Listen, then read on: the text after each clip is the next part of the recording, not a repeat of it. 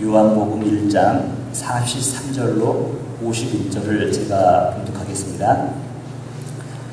이튿날 예수께서 갈릴리로 나가려 하시다가 빌립을 만나 이르시되 나를 따르라 하시니 빌립은 안드레와 베드로와 한 동네 베세다 사람이라.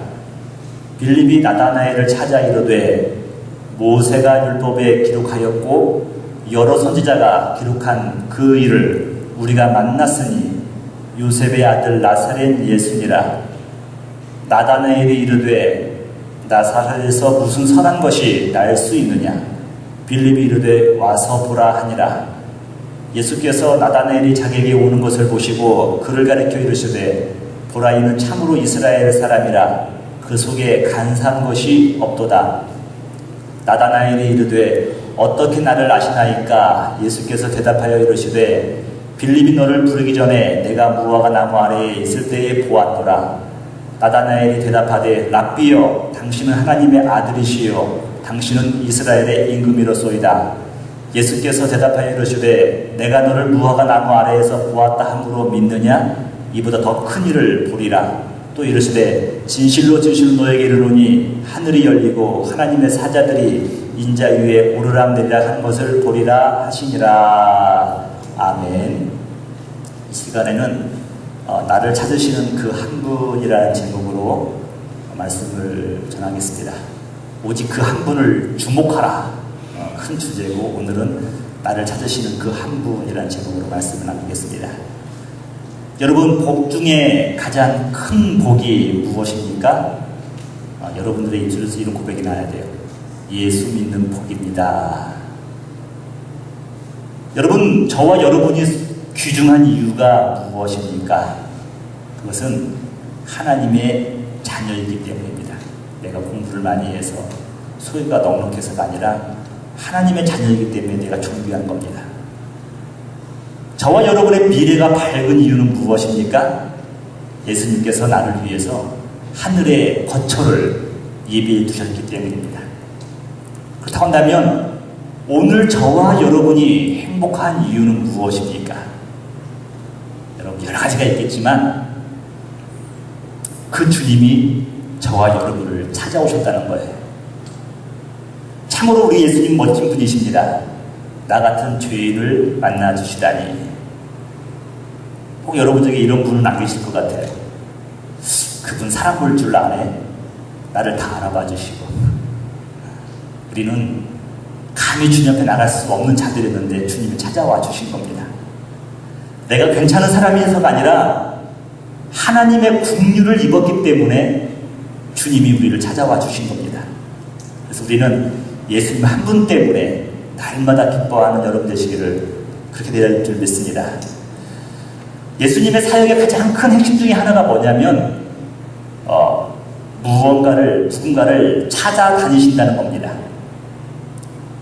사람을 찾아 제자를 삼으시고 또 병자를 만나서 치유해 주시고 고쳐주시는 겁니다.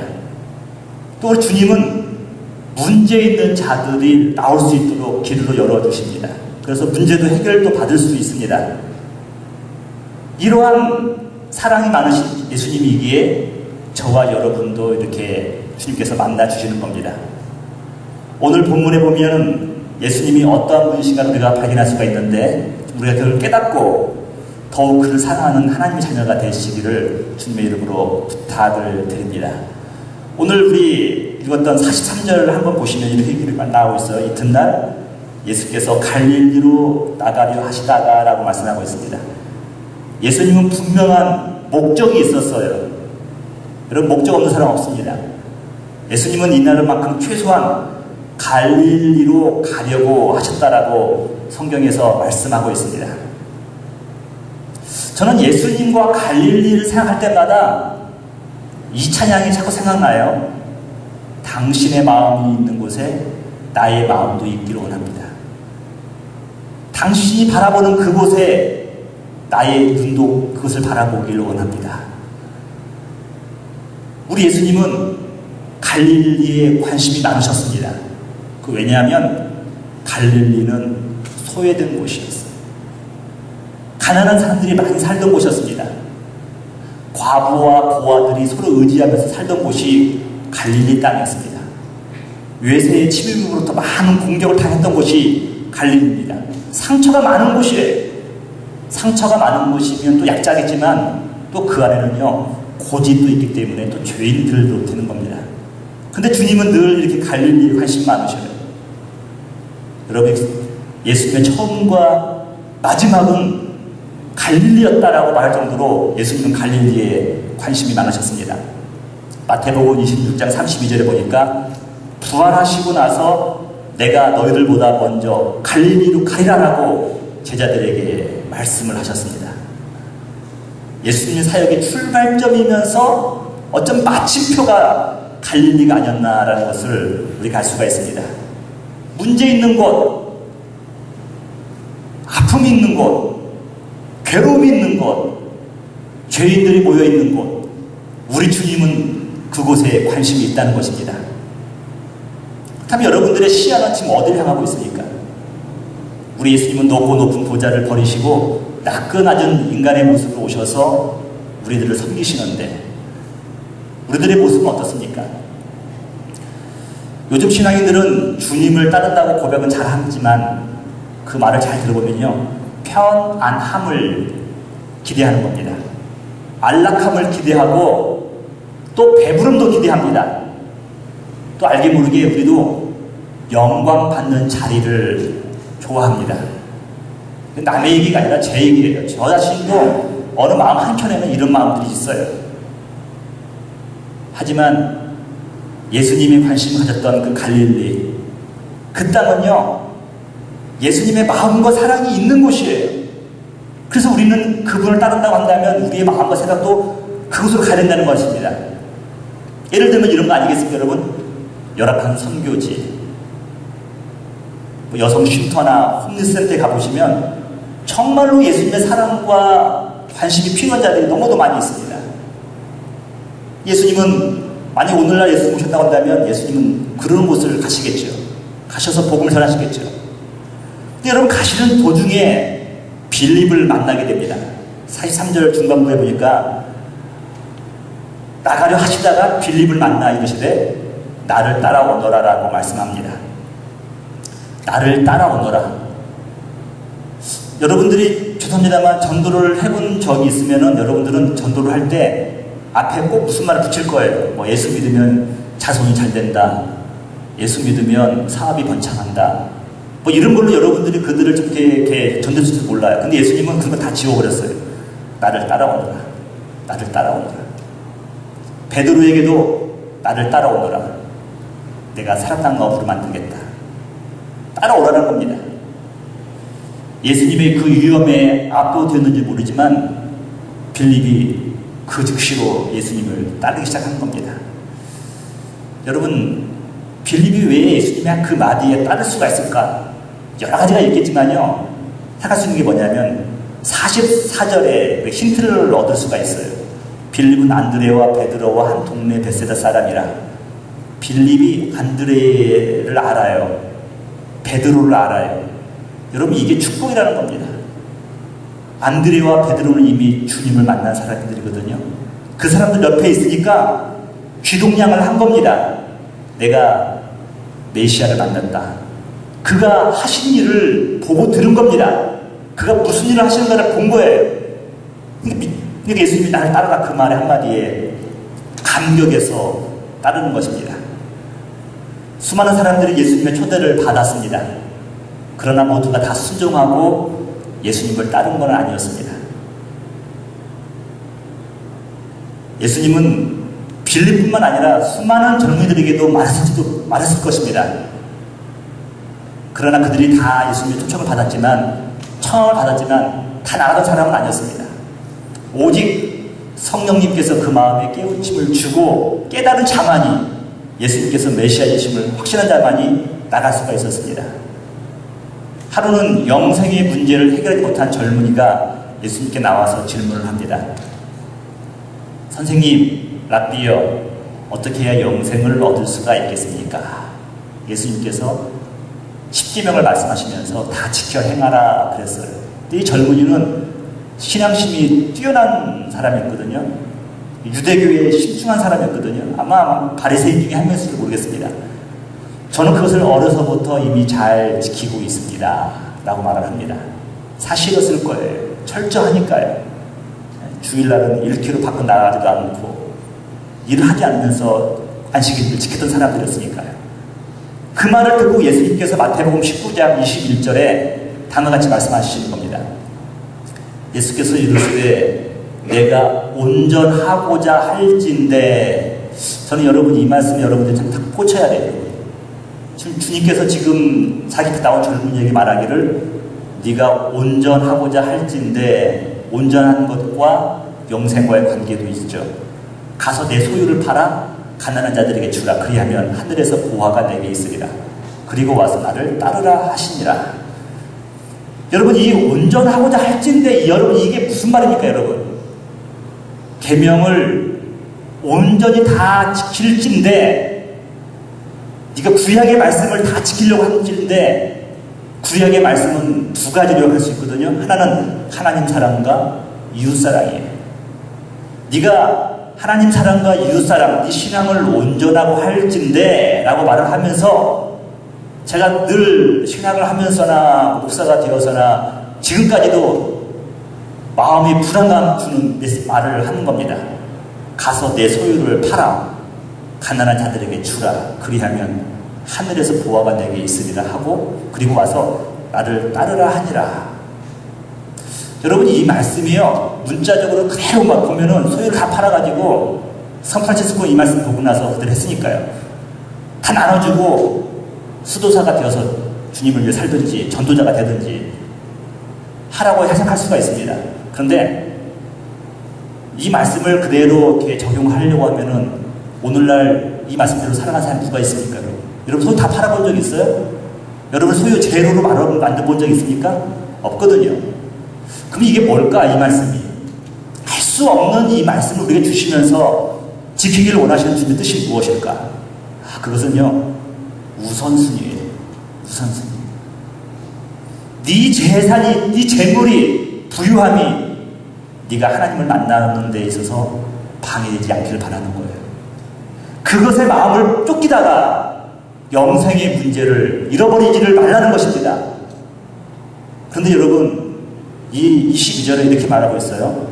그 청년이 재물이 많음으로. 저는 이 청년이 부자라고 생각 안 해요. 마음이 부유한 거예요. 마음이 부자예요. 이 청년이 재물이 많음으로 다른 것을 받아들일 수가 없음으로 이 뜻이에요.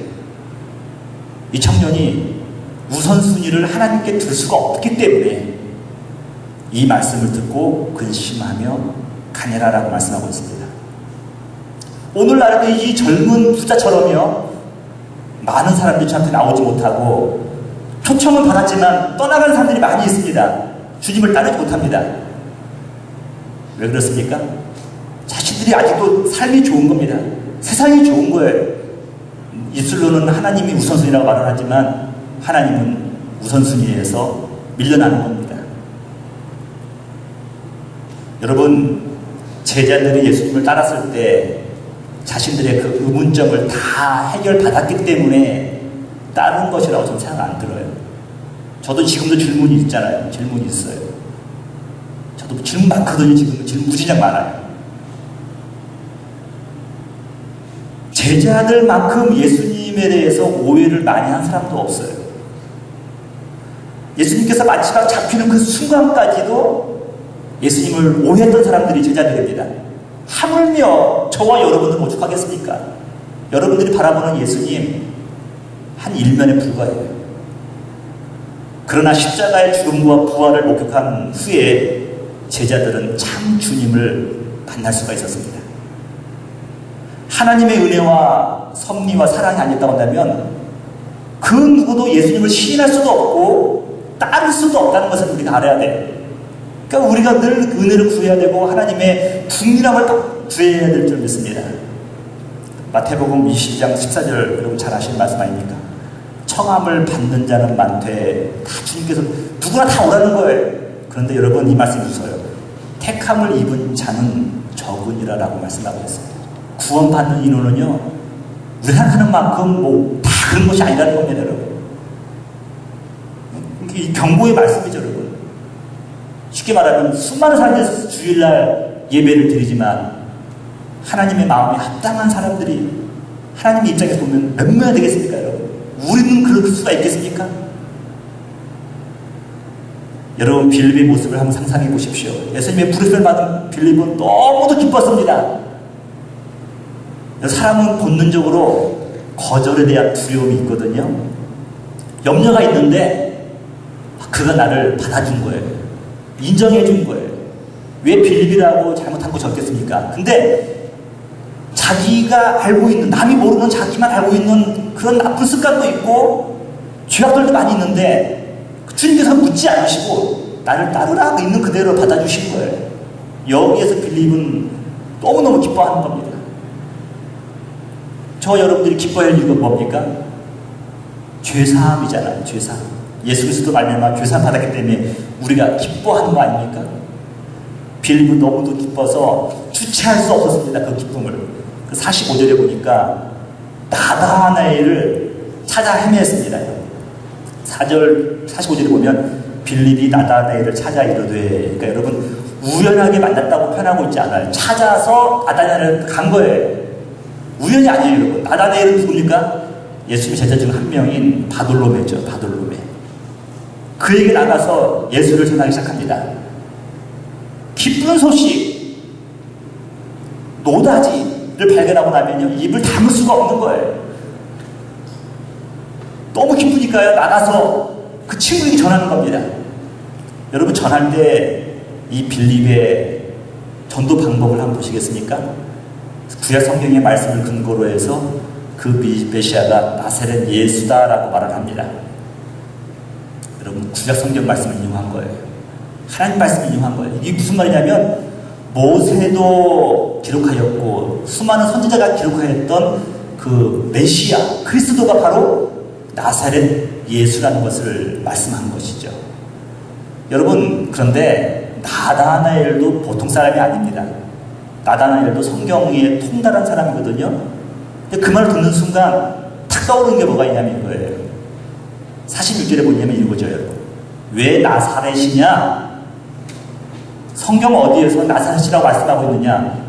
베들레헴은 몰라도. 여러분, 이해 가십니까? 지금 빌립은 자기가 어렵듯한 그 하나님의 말씀을 가지고서 자기 친구 나다나엘을 전도하고 싶었는데 나다나엘은 그 위에 있는 거예요, 여러분. 성경 어디에 나사렛이라고 나와 있느냐? 베들레헴이라고 하지 않았느냐? 그 말에 할 말이 없는 겁니다. 여러분, 그때 빌립이 이렇게 말을 하죠. 빌립이 그냥 와서 보라. 와서 보라. 저는 이게 여러분 이 말씀보다 더 강렬한 말씀은 없는 것 같아요. 다른 말로 쓰자면 책임을 예수님께 넘기는 거예요. 그 영혼의 책임을요, 내가 짊어지는 것이 아니라 주님께 맡겨버리는 거예요. 지혜로운 전도자예요. 내가 다 설명하려고 하면 얼마나 힘듭니까? 근데 예수님 만나면 와서 보면은 깨닫거든요. 저 미국에서 잘 모르겠는데 한국에는 좀 이렇게 뚜마다람이라고 중매장이들이 참 많이 있지 않습니까? 뭐 큰 거 성사하면 뭐 어마어마한 돈도 많이 있고 그러는데, 근데 그 중매장이들이 가끔 이렇게 하는 말 중에 어려움을 하소연하는 게 뭐냐면 이거예요. 그 서로 선남 선녀를 섞어서 조건을 맞춰가지고 이렇게 맞추는데 꼬치꼬치 묻는다는 겁니다. 키는 얼마냐, 학교는 어디냐, 부모님은 뭐하냐, 재산은 얼마냐, 얼굴은 이쁘냐, 몸매는 날씬하냐, 뚱뚱하냐, 막 다 한다는 거예요. 근데 이런 사람들은 이루어질 수가 없대요. 근데 그 경력 있는 사람들은 그런답니다. 만나보면 알아. 일단 만나보면 알아. 여러분, 이 말이 무슨 말인지 아세요? 일단 만나보면 확률 높습니다. 확률 높아요. 제가 이것을 증명합니다. 왜냐하면 제가 어느 교회에 이제 전도사로서 목사님을 면접하기 위해서 인터뷰하기 위해서 갔는데요. 인터뷰하고 나오는데 어떤 아가씨가 밖에 웃는 거예요. 이렇게 웃는 거예요. 웃고 있어요. 근데 머리도 있잖아요. 이렇게 아톰 머리, 그 당시에 되게 머리를 파마에 싹 세워가지고 진짜 귀한 머리였어요. 그랬는데 별거 아닌데 제가 말 한마디만 던지기만 하면 웃는 거예요, 이렇게. 그러니까 그 얼굴을 보는 순간 붓고 샥 튀었어요, 제 마음이. 여러분 그게 누군지 아십니까? 근데 만약에 제가 그 전에 보기 전에 키는 152, 몸무게는 얼마, 허리 사이즈는 얼마 이런 걸 알았다고 한다면요, 죄송합니다만 잘 안 만났을지도 모르겠어요. 왜냐하면 제 주위에 사람들 많이 있었거든요. 많이 있었거든요. 아주 잘 나갈 때니까. 잘 나간 총괄전도사가 잘 나갈 때였으니까. 근데 제가 한 2주 전에 제 아내의 키를 알았어요. 제가 궁금해서 물어봐서 여보 당신 키 얼마야? 했더니 너무 많이 알려고 하지 말아요. 꼭 알고 싶다고 했더니 말이 그러는 거예요. 진짜 알고 싶어? 알고 싶었더니 내 키는 나보다 작은 사람보다는 크고 나보다 큰 사람보다는 작아. 여러분 와서 보니까요, 먼저 보고 나니까 불꽃이 튀는 겁니다. 빌립은 다 설명하려고 하지 않았어요. 나다나엘을 주님 만나는 순간 이 두 사람의 눈에서 불이 튀는 겁니다.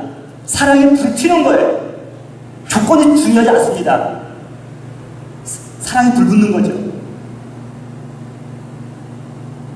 예수님께서 나다나엘이 나오는 것을 돌아보시면서 41절에 이렇게 말씀하셔요.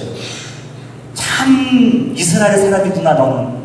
너에게는 간사함이 없도다라고 말씀하고 있어요. 야, 여러분 이 한마디가요 구약 성경을 다 요약해버린 거예요. 구약의 성경에 보면은 간사한 사람이 한 명 있습니다. 그게 누구냐면 제이콥이에요. 야곱이에요. 그가 발꿈치를 잡았다 이거든요. 상대방의 아킬레스건을 잡고 흔들었다. 그게 바로 간사한 사람이거든요. 근데 이 간사한 사람이 야복강가에서 주님을 만나고 나니까요 이스라엘로 변했어요. 이스라엘. 나다나엘의 그 안에는요 구약 성경이 다 요약되어 있는 거예요. 네가 참 이스라엘 사람이구나. 너에게 간사함이 없구나. 네가 전에는 야곱이었는데 이제 네가 이스라엘이 되었구나. 여러분 이 평가를 듣는 겁니다. 근데 여러분 나다나엘이 궁금한 겁니다. 어떻게 나를 아시나이까? 라고 묻어요. 여러분 유행가 중에서 나도 나를 모르는데 네가 나를 어찌 알냐 그런 거 있잖아요. 네가 나를 어찌 알겠느냐. 지금 빌립이 나다나엘이 그런 겁니다. 나도 나를 모르는데 당신이 나를 언제 봤다고 나를 안다는 겁니까? 근데 예수님께서 이렇게 말씀하시잖아요. 잠깐만요. 네가 무화과 나무 아래에 있을 때 내가 보았다. 그래요. 여러분 여기에서 나다나엘이 깨집니다. 깨지는 게 단지 그런 차원이 아니에요. 무화과 나무 제가 사진 하나 준비했는데 무화과 나무가 너무 구성해가지고 그 사람이 있으면 안에 있으면 보이질 않습니다. 보이는 곳이 아니고 보이는 무화과 나무도 있겠지만 보이지 않는 나무도 많이 있어요. 근데 왜 이것이 나다나엘을 깨뜨렸는가 여러분 궁금하지 않습니까? 왜 나다나엘이 무화과 나무 아래에 있었는가는 성경에서 말하고 있지 않아요. 근데 우리는 한번 추측해 볼 수가 있습니다. 아마도 몇 가지로 생각할 수가 있는 첫 번째가 뭐냐면 거기는 나다나엘의 영적 도서관이었을 것입니다. 하나님의 말씀을 사모하고 연구하고 묵상하는 장소였어요. 또 그리고 무화과 나무 아래는 대망의 장소였어요.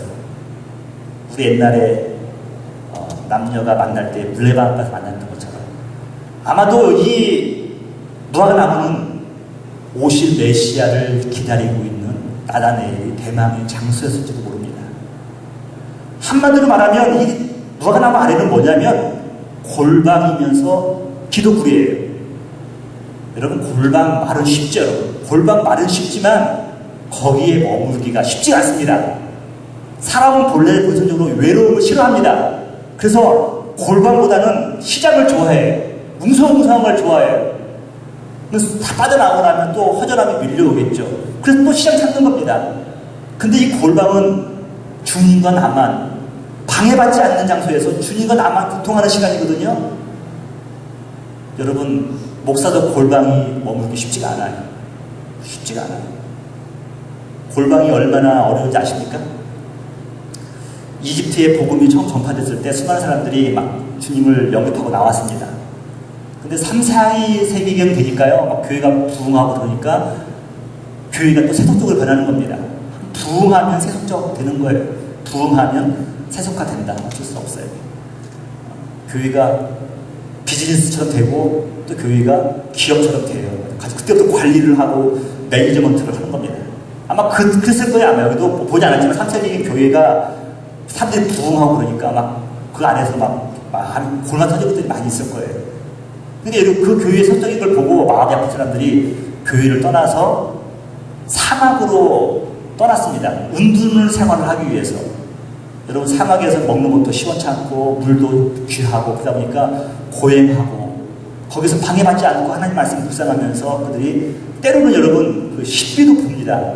영적 신비도 체험하고 그 사막에서 주님의 음성 듣기도 하고 주님을 보기도 하는 겁니다. 그러니까 그 사람이 나와서 그 소식을 전하니까 많은 사람들이 그 사막에서 운둔하는 것을 막 동경했어요. 그래서 모든 사람들이 신앙이 좀 있다고 싶은 사람들은요, 다 사막으로 들어가는 겁니다. 사막 들어가서 내가 주님 만나야겠다. 주님 말씀 만나겠다. 여러분, 근데 사막 운둔 생활이 너무너무 인기 많아가지고 그 사막 운둔하는 곳에 사람들이 가장 많이 모였을 때는 여러분 기록에 보니까 2만 명이 모여 있었대요. 거기 골방입니까? 그냥? 골방은 쉽지 않아요. 나 혼자 있기도 쉽지 않아요. 남들이 내버려 두질 않아요.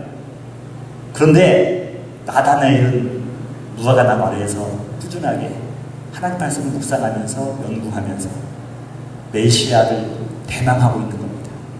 기다리고 있는 거예요. 그곳이 바로 나다나엘의 운둔지였고 골방이었습니다.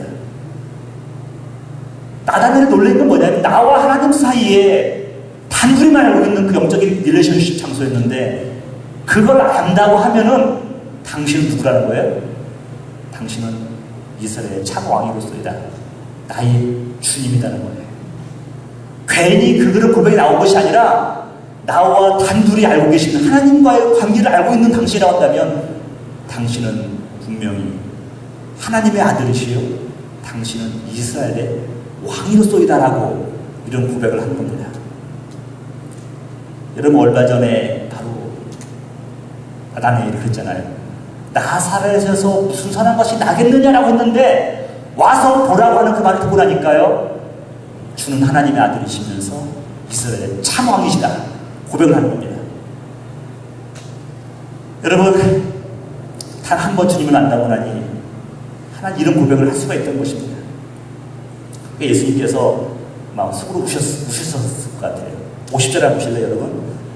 예수께서 대답하여 이르시되 내가 너를 무화과나무 아래에서 보았다 함으로 믿느냐? 다른 말로 하면 네가 하나님과의 영적 관계를 끈끈하게 한다는 것을 내가 알았다고 믿는 거냐? 이보다 더 큰 일을 보리라 라고 말합니다. 더 큰 일을 보리라. 야, 이것 가지고 뭘 놀라냐? 더 큰 일도 있다. 그러면 50절입니다. 이르시되 51절 진실로 진실로 너에게 이르노니 하늘이 열리고 하나님의 사자들이 인자 위에 오르락 내리락 하는 것을 보게 되리라라고 말씀하십니다. 여러분, 이 말씀이 쉬운 말씀이 아니잖아요. 인자 위에 사다리가 놓이고 하늘로부터 사자들이 오르락 내리락 한다는 거예요. 근데 많은 여기 학자들이 이 말씀을 두 가지로 해석하더라고요. 하나는 뭐냐면 예수 그리스도가 유일한 중보자라는 겁니다. 예수 그리스도만이 유일한 중보자예요. 사람도 될 수가 없고 마리아도 아니에요, 여러분. 예수 그리스도가 유일한 하나님과 나 사이의 중보자로서 우리의 소원과 기도를 가지고 올라가시고 또 응답을 내려오신다는 겁니다. 또 하나는 뭐냐면요, 다시 오실 주님을 말씀하는 거예요. 여러분, 저 여러분들의 소망이 무엇입니까? 목사님, 저의 소망이 뭐에 부르십니까? 저는 집 하나 잘 마련해서 편안하게 여생을 마감하는 겁니다. 여러분, 그 정도 차원이 아니에요. 다시 오실 주님을 볼 수 있다고 한다면 이보다 더 큰 우리의 기쁨이 어디 있겠습니까? 여러분, 생각해 보시죠. 저는 그날 꿈꿉니다. 우리가 얼마나 서럽고 힘들고 오해를 받으면서 나도 나를 모르는데 상대방이 나를 안다고 얼마나 우리는 저지를 받았습니까? 근데 여러분, 그 서러움과 아픔과 외로움, 괴로움들이요, 다시 예수님께서 오시면서 양팔을 벌리시고 있을 때, 우리를 품에 안으실 때, 그 품에 여러분 한 번 안기는 순간 우리는 다 알려버릴 수가 있는 겁니다. 거기다 주님께서 이런 말씀을 해주신 거예요. 착하고 충성된 종아, 내가 잘 작은 일에 충성하였음에. 큰 일도 아니에요, 여러분. 작은 일에 충성하였음에. 주님이 인정하는 거예요, 여러분. 여러분, 주님의 인정보다 우리를 더 신나게 하는 게 뭐가 있겠습니까? 저는 오늘 말씀을 정리하면서 이렇게 말씀드리고 싶습니다. 나다나엘을 찾으셨던 주님이 지금 저와 여러분을 찾고 계시다는 거예요. 나다나엘에게 더 큰 일을 보시라고 말씀하셨던 그 주님께서 저와 여러분에게 약속해 주신다는 겁니다. 너도 더 큰 일을 보리라. 우리는 내 인생의 문제를 해결하기 위해서 저한테 나가지만 주님께서는 우리의 영생의 문제를 해결하시고 우리를 찾고 계신다는 겁니다. 주님께서는 우리의 친히 우리의 아버지가 되어주시기를 원하셔서 우리를 찾고 계신다는 겁니다. 근데 우리는 어리석은 양같이 그릇 행하여 각기 제 길로 가고 있거든요. 그래서 예수님은 참 목자가 되시기 위해서 우리를 찾아 헤매십니다. 잃어버린 양이 목자를 찾는 법이 없어요. 항상 목자가 잃은 양을 찾아오는 것입니다. 여러분, 나를 찾아오시는 그 한 분, 예수 그리스도를 다시 한번 여러분 그 안에서 한번 행복을 누려보지 않겠습니까? 여러분들이 기쁜 이유, 나이가 행복한 이유, 그 주님의 자녀이고 주님이 나를 찾아오셨다는 때문에 일어나실 때 여러분들이 행복하시고 기뻐하는 여러분 되시기를 주님 여러분 축복합니다. 다 같이 일어나셔서 우리 먼저 그 나라와 의를 구하라 외치시면서 결단하도록 하겠습니다.